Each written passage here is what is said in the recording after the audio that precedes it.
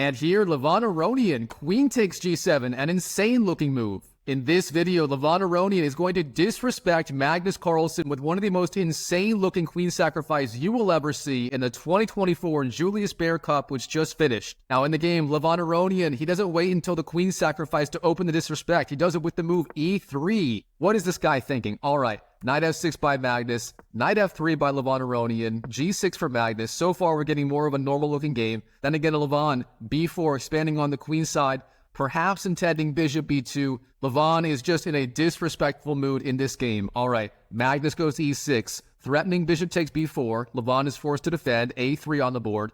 Now bishop g7, bishop b2, castles, and c4 for Levon. So now we transpose to something resembling a normal-looking game. And here Magnus, he goes b6. Again, another weird-looking move, intending bishop b7. Magnus going for the double fianchetto setup in this position. He's a big fan of that in different lines. Now here, white, knight to c3, c5 for black. And here Levon makes maybe the first real mistake of the game. Expands in the center with the move d4. However, this is a little bit premature as black can put a lot of pressure on white's center. Instead, maybe bishop b2 followed by short castles, or even g3 intending bishop g2 would have been the play. Now instead, d4 on the board for white. Now knight c6 for Magnus Carlsen, bishop b2. And here Magnus strikes in the center with a very strong move, d5. Now here, Magnus already has the advantage. He has a slightly more harmonious development, and his king is castled. And here Levon has to start thinking about relieving the tension in the center, perhaps going b takes c5 or d takes c5, or even the move c5, trying to knock off that knight off the c6 square and then releasing the tension somewhere. Instead of that, he goes castles here, and this gives Magnus Carlsen sort of exactly what he wants. He takes on the d4 square, c takes d4, knight takes d4, then knight takes d4, and queen takes d4. And now we're only 12 moves in, and already we can see the queen lining up with black's bishop on the g7 square. We're leading up to that insane queen sacrifice by Levon Aronian. Now Magnus, bishop b7, rook f d1 for Levon Aronian. This was one of his last chances to avoid that queen sack.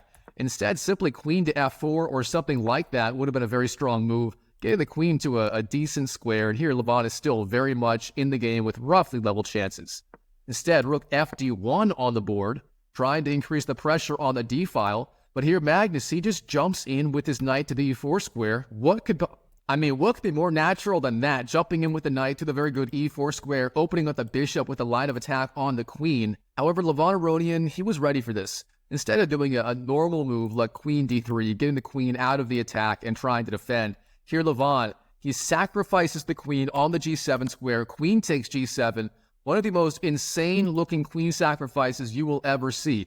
All right, what's the idea behind this? Well, Levon, first of all, he wins the bishop on g7. Okay, he wins a bishop. Black takes back with the king.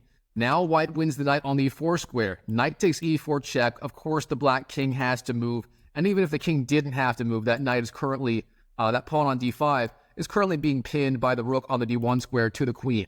So Magnus goes f6, then c takes, e takes, and another very good move by Levon Aronian, knight to g5. Of course, that pawn on f6 still being pinned to the king, and Levon is threatening the royal fork on the e6 square, hitting both the queen, the rook, and the king.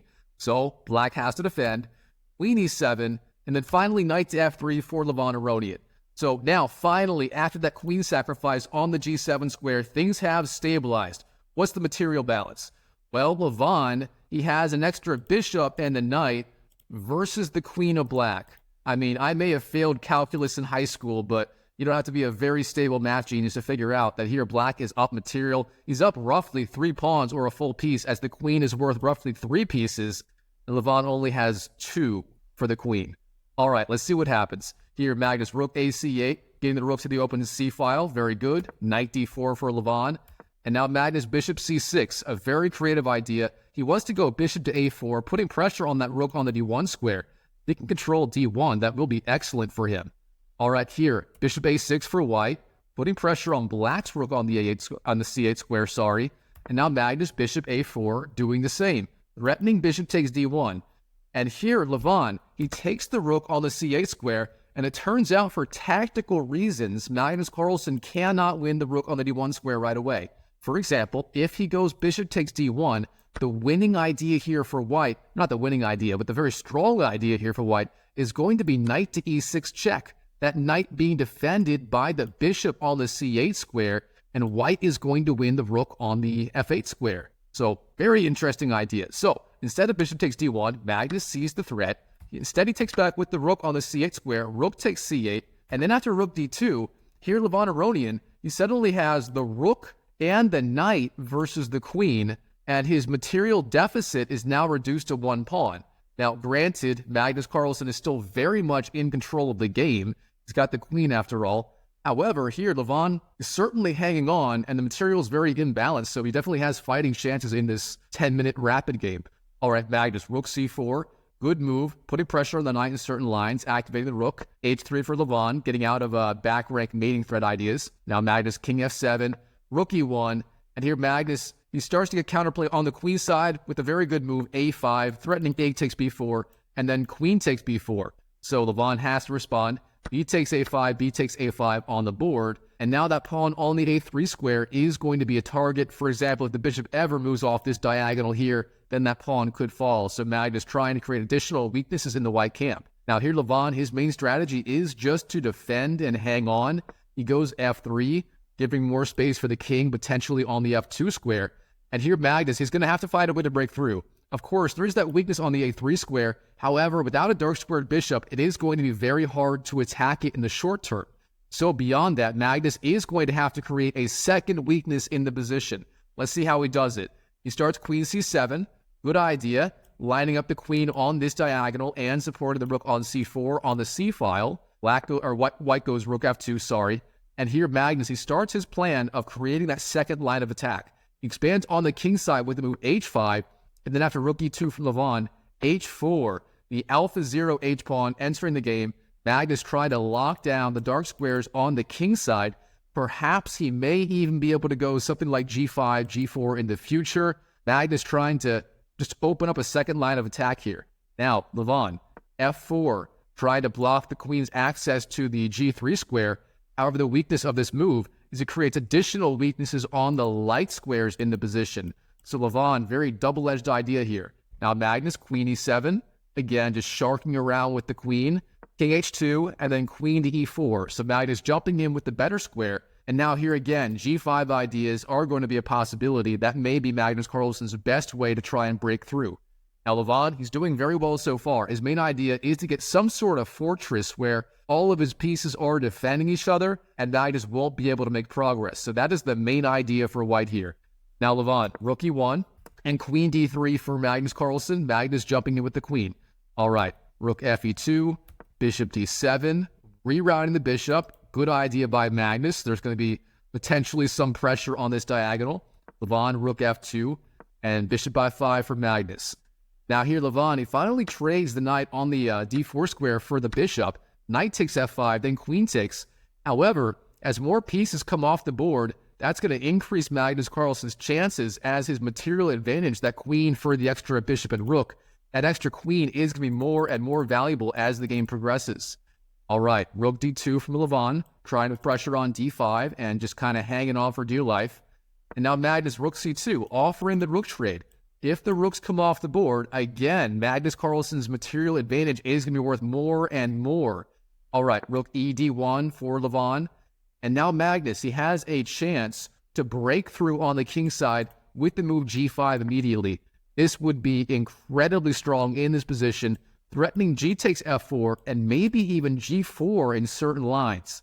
However, instead, Magnus, king e6. This was a rapid game with 10 minutes, so absolutely not surprising at all. Magnus would play a little safer and just trying to maintain control. Now, bishop d4, a4 for Magnus, locking down the queen side. Very good.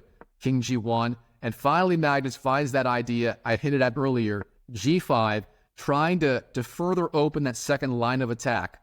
So Magnus, he's going to have to open up the king side and have threats against the king and potentially threats against that pawn on the a3 square to really win the game. Now Levon takes on g5, Magnus takes back, king h2, and queen e4 for Magnus. And now Levon is really feeling the pressure. He finally decides it is time to take on the c2 square. Rook takes, queen takes, and here in this position, that pawn on a3 is super, super vulnerable. It's unclear if Levon Aronian can really get a fortress going. All right, Levon, rook f1, Queen d3 targets both the rook on the f1 square and the pawn on a3. Rook f6 for Levon, king e7. And this is sort of what I mean by white trying to get a fortress here. As you can see, the bishop and the pawn defend each other, the rook being defended by the bishop. This is sort of what white has to get going, but after queen takes a3 by Magnus here, queen takes a3 on the board, that pawn on a4 is just too strong. It's going to be very difficult for Levon Aronian to stop it. All right, let's see what happens. Rook g6. Levon trying to get counterplay. A fortress is not going to do it. He has to try and gobble up some of these pawns on g5 and d5. Now queen b3 for Magnus, freeing up the line of the pawn to push down the board. Rook takes g5, a3, rook g4. Of course, that pawn on d5 being defended by the queen. Levon has to pick up more pawns here. But now Magnus, queen b8 check, hitting the king on the h2 square with this diagonal. The king moves, then a2. Now Magnus is threatening queen to b1 check, and then promoting the pawn on the a1 square. All right, Levon, rook f4, trying to defend. Queen b1 for Magnus Carlsen, and rook f1. Okay, interesting idea. Here, if Magnus goes a1 queen, then the move for white is actually going to be bishop takes a1, the bishop being defended by the rook, I can't draw arrows, being defended by the rook, and here Levon Aronian would actually be holding on with something resembling a fortress. So instead of a1 promoting to a queen, here Magnus, all he has to do is bring his king over to the queen side. King d6, then king c6, then king b5. And here Magnus, his plan is simply something like king to c4, king b3, trying to escort the pawn down the board, and there's not a whole lot that white can do to stop it. So in this position, Levon Aronian resigned on the spot to Magnus Carlsen.